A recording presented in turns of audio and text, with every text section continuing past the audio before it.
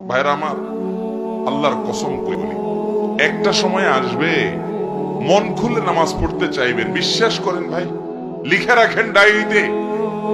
আপনাকে যদি আল্লাহ হায়াতে বাঁচিয়ে রাখেন, যুবক ভাইয়েরা, তরুণ ভাইয়েরা, একটা বয়স আসবে মনে চাইবে একটু রবকে মন খুলে সেজদা দিয়ে একটু লম্বা করে রুকু করি। পারবেন না, অসুস্থ হয়ে যাবেন, রোগবালায় ধরে ফেলবে। বাবারে, সে সময় আসবে না? বৃদ্ধ মুরব্বীদেরকে, চাচাদেরকে জিজ্ঞাসা করেন, চাইলেও ওযু ধরে রাখতে পারে না, নামাজ পড়তে পারে না, চাইলেও পারে না। একটা সময় আসবে চাইবেন, পারবেন না।